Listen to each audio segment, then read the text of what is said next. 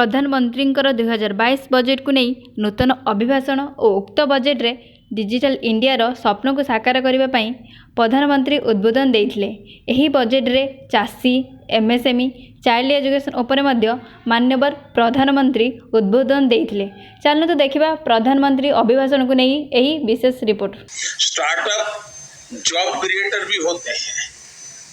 साथियों, युवाओं को शिक्षा और स्किल के बेहतर अवसर देने के लिए बीते सालों में टेक्नोलॉजी का दायरा निरंतर बढ़ाया गया है। इस बजट में इसको विस्तार देते हुए पहली डिजिटल यूनिवर्सिटी बनाने का फैसला किया गया है। इससे गरीब के गरीब बच्चों को भी अपनी रोजी रोटी कमाते हुए भी अगर इस यूनिवर्सिटी से कोई छोटे मोटे कोर्सेज करने हैं तो वो आराम से कर लेगा और उसको क्वालिटी एजुकेशन उपलब्ध होगा। सरकार ने इस बार के बजट में स्पोर्ट्स को भी बहुत तवज्जो दी है और काफी वृद्धि की है। और हम ये न भूलें कि स्पोर्ट्स के क्षेत्र में अधिकतम हमारे किसान के बच्चे ही आते हैं। किसान के परिवार की ही वो आन बान शान बन रहे हैं। खेलो इंडिया अभियान के बजट को भी बढ़ाया गया है। स्पोर्ट्स का बजट पिछले 7 सालों में 3 गुना से भी ज्यादा बढ़ा है। इसका भी लाभ हमारे युवा साथियों को होगा। साथियों, आपने पोस्ट ऑफिस से जुड़ी अहम घोषणा की बजट भाषण में सुनी होगी। अब पोस्ट ऑफिस के खातों में भी बैंकों की तरह ही mobile banking, internet banking, ATM और ऑनलाइन फंड ट्रांसफर की सुविधा मिल पाएगी। अभी देश में 1.5 लाख से अधिक पोस्ट ऑफिस हैं, जिसमें से अधिकतर गांवों में है। पोस्ट ऑफिस में जिनके सुकन्या समृद्धि अकाउंट और पीपीएफ अकाउंट है, उनको भी अब अपनी किस्त जमा करने पोस्ट ऑफिस जाने की जरूरत नहीं है। अब वो सीधे अपने बैंक अकाउंट से ऑनलाइन ट्रांसफर कर पाएंगे। और हम जानते हैं, हमने एक पूरे देश का किसानों के लिए डिजिटल मार्केट प्लेटफॉर्म खड़ा किया है, इनाम। अब इनाम योजना के तहत जो किसान कारोबार करता है, उसको भी अपनी फसल बेचने के सारा कारोबार पोस्ट ऑफिस में ही बैंकिंग व्यवस्था होने के कारण बहुत आसानी से मेरा किसान अपना कारोबार कर लेगा। साथियों, आज सस्ता और तेज इंटरनेट भारत की पहचान बन चुका है।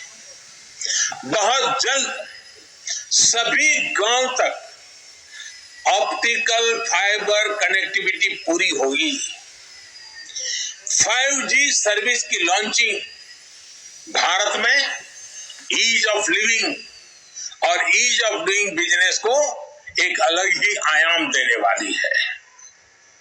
डिफेंस के क्षेत्र में स्टार्टअप्स हो या फिर डिजिटल करेंसी जैसे प्रावधानों से फिनटेक से जुड़े स्टार्टअप, ये युवाओं के लिए अनंत संभावनाएं बनाने वाले हैं। और स्टार्टअप की विशेषता है, स्टार्टअप जॉब क्रिएटर भी होते हैं। साथियों, युवाओं को शिक्षा और स्किल के बेहतर अवसर देने के लिए बीते सालों में टेक्नोलॉजी का दायरा निरंतर बढ़ाया गया है। इस बजट में इसको विस्तार देते हुए पहली डिजिटल यूनिवर्सिटी बनाने का फैसला किया गया है। इससे गरीब के गरीब बच्चों को भी अपनी रोजी रोटी कमाते हुए भी अगर इस यूनिवर्सिटी से कोई छोटे मोटे कोर्सेज करने हैं तो वो आराम से कर लेगा और उसको क्वालिटी एजुकेशन उपलब्ध होगा। सरकार ने इस बार के बजट में स्पोर्ट्स को भी बहुत तवज्जो दी है और काफी वृद्धि की है। और हम ये न भूलें कि स्पोर्ट्स के क्षेत्र में अधिकतम हमारे किसान के बच्चे ही आते हैं। किसान के परिवार की ही वो आन बान शान बन रहे हैं। खेलो इंडिया अभियान के बजट को भी बढ़ाया गया है। स्पोर्ट्स का बजट पिछले 7 सालों में 3 गुना से भी ज्यादा बढ़ा है। इसका भी लाभ हमारे युवा साथियों को होगा। साथियों, आपने पोस्ट ऑफिस से जुड़ी अहम घोषणा की बजट भाषण में सुनी होगी। अब पोस्ट ऑफिस के खातों में भी बैंकों की तरह ही mobile banking, internet banking, ATM और ऑनलाइन फंड ट्रांसफर की सुविधा मिल पाएगी। अभी देश में 1.5 लाख से अधिक पोस्ट ऑफिस हैं, जिसमें से अधिकतर गांवों में है। पोस्ट ऑफिस में जिनके सुकन्या समृद्धि अकाउंट और पीपीएफ अकाउंट है, उनको भी अब अपनी किस्त जमा करने पोस्ट ऑफिस जाने की जरूरत नहीं है। अब वो सीधे अपने बैंक अकाउंट से ऑनलाइन ट्रांसफर कर पाएंगे। इससे गांवों में रहने वाले किसानों, मजदूरों, वरिष्ठ नागरिकों, महिलाओं को विशेष रूप से बहुत सुविधा होगी। और हम जानते हैं, हमने एक पूरे देश का किसानों के लिए डिजिटल मार्केट प्लेटफॉर्म खड़ा किया है, ई-नाम। अब ई-नाम योजना के तहत जो किसान कारोबार करता है, उसको भी अपनी फसल बेचने का सारा कारोबार पोस्ट ऑफिस में ही बैंकिंग व्यवस्था होने के कारण बहुत आसानी से मेरा किसान अपना कारोबार कर लेगा। साथियों, आज सस्ता और तेज इंटरनेट भारत की पहचान बन चुका है। बहुत जल्द सभी गांव तक ऑप्टिकल फाइबर कनेक्टिविटी पूरी होगी। 5G सर्विस की लॉन्चिंग भारत में ईज ऑफ लिविंग और ईज ऑफ डूइंग बिजनेस को एक अलग ही आयाम देने वाली है।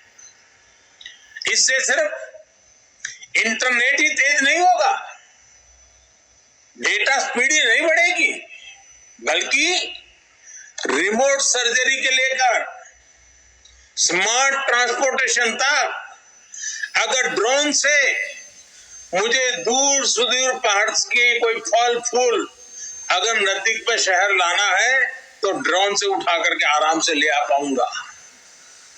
यानी सारे स्मार्ट ट्रांसपोर्टेशन के लिए भी ये सारी टेक्नोलॉजी गांव को, गरीब को, किसान को भी बहुत बड़ा अवसर देने वाली है।